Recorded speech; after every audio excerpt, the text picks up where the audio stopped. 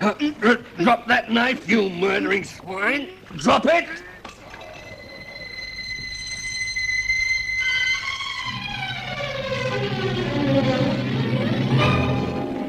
Passage of the Tangmar. The story of a ship and its cargo of death.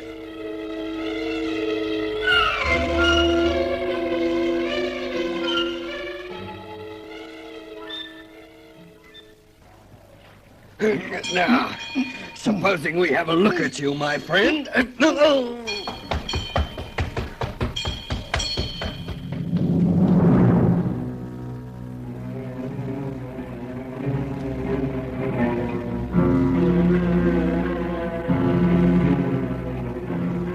As I fell to my knees, gasping to get my breath back, I could hear the racing feet on the deck.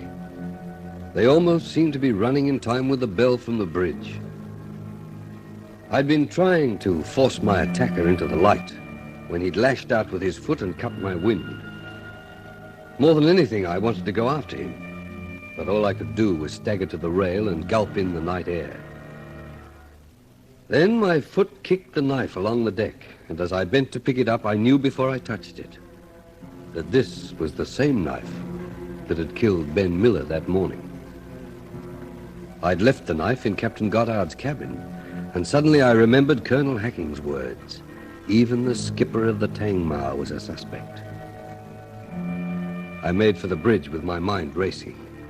Had someone tried to kill me because they knew that I was an Interpol agent? Or was it a mistake in the darkness? Had the killer assumed that I was one of the passengers bound for Savannah Lamar and the Wherryman Fortune?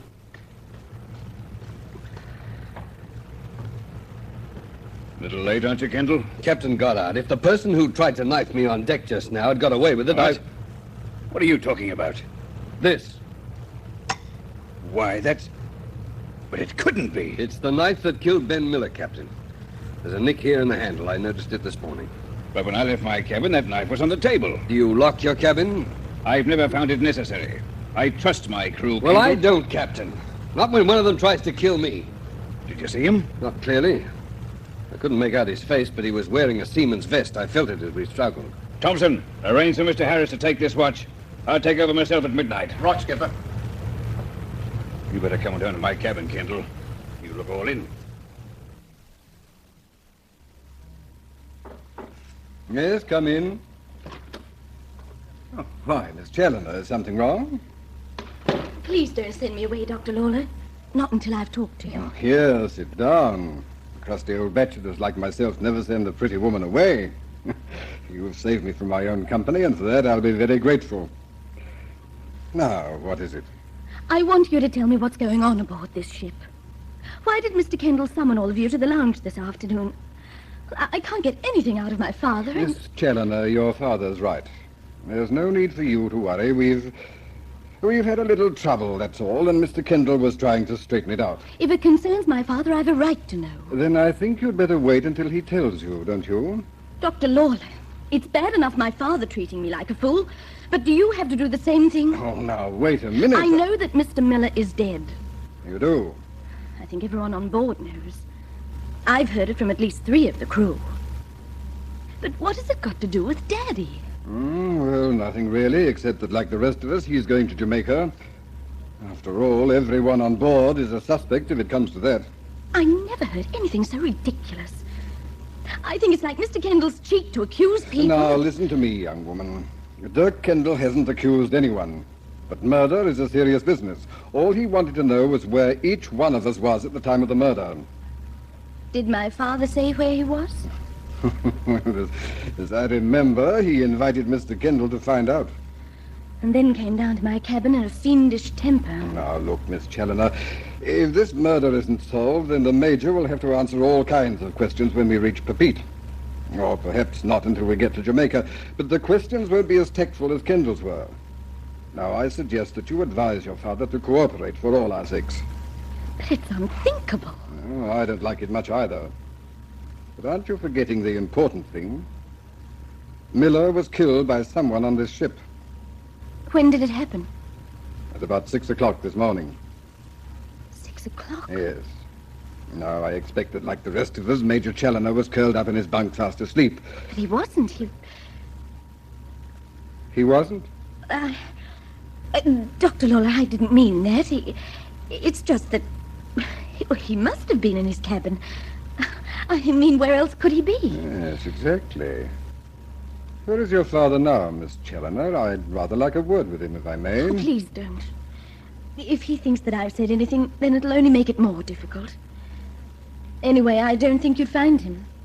He said he was going to take a stroll around the deck. Now, look here. If your father wasn't in his cabin this morning, where was he? I don't know. And I don't want to talk about it, Dr. Lawler. I must have made a mistake about the time. Good night, Doctor. Yes. I think the sooner you and I have a talk, Major Challoner, the better. That's the story, Captain Goddard. Either the person who attacked me was out to prevent this investigation going any further, or he mistook me for one of the beneficiaries. You say you'd been walking with Lee Blake just before it happened? Yes, he left me when I started towards the bridge. Did you see him go below? I didn't wait to see him. But it wasn't Lee, if that's what you're thinking. And it's about time you stopped trying to protect your crew at all costs, Captain Goddard. I've spent my life at sea, Kendall, and I've never known anything like this to happen to a command of mine. I still keep hoping I'll wake up and find it's all a bad dream. What are you going to do about it? Find out who took this knife from your cabin. How? Well, who has access to it? My steward. Do you want me to get him in? No, I'll see him later. You didn't tell anyone else that I was with Interpol, did you, Captain? What do you take me for, Kendall, a fool? Of course I didn't. Well, then you and Lee Blake are the only two who know that. Did you tell Blake? What for? Oh, he knew before he came aboard. You see, we'd met before, when I was on another assignment. That's why I trust him. Oh. Then that leaves me, doesn't it? Well, you couldn't be on the bridge and on deck, could you? This business gets crazier and crazier. You'd think that a sixth part of £1,000,000 would be enough for anybody. Yes? Oh, yes, Sparks. What is it? The information Mr. Kendall was after, sir, from Jamaica. Oh, thanks. It's all here, sir. Oh, Sparks, there's no need to talk about this, right? Right. That's all. Weather report's good, sir. Fine. Skipper, is there any truth in the rumor about that passenger? A man named Miller? Where did you hear that? It's all over the ship, sir. Everyone's saying he was murdered. Oh, they are they? Well, tell him to... Yes, it's true, Sparks. Now get out of here. Yes, sir. Yeah, I should have known it couldn't be kept quiet. Well, anything there, Kendall? I don't know, Captain Goddard. Just let me read through this, will you? Challoner? Major Challoner, is that you? Yes, Do you mind if I have a word with you? if you must.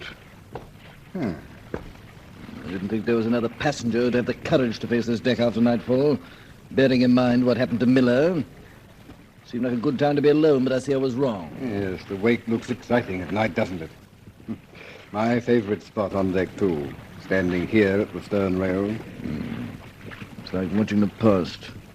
Nothing you can do can bring it back. Gone. And back there, where you lost sight of it, it's as if the screws had never been there at all. It's like life, Doctor. Already it's as if Miller had never been. Oh, you think so? No, there'll be the usual rigmarole of questions and answer, but in the long run, it doesn't matter. All the questions in the world won't bring him back. I've got a question for you, Major. Another amateur sleuth, eh? Well, Where were you at 6 o'clock this morning? in my cabin, where else? I don't believe that. Are you calling me a liar? I don't want to. I was in my cabin, Dr. Lawler. If you don't mind, I prefer my own company. Good night, Major Challoner. You leave me no option but to inform Mr. Kendall of what I know.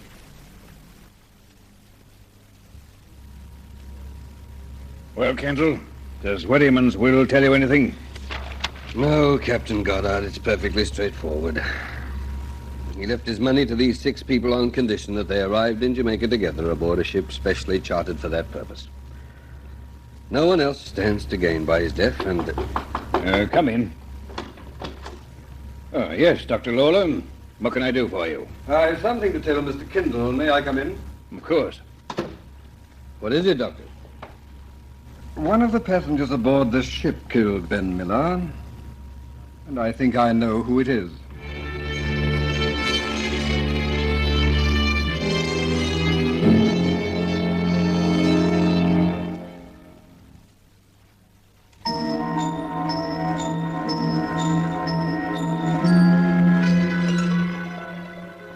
As Dr. Martin Lawler spoke, I found myself thinking again of the passengers.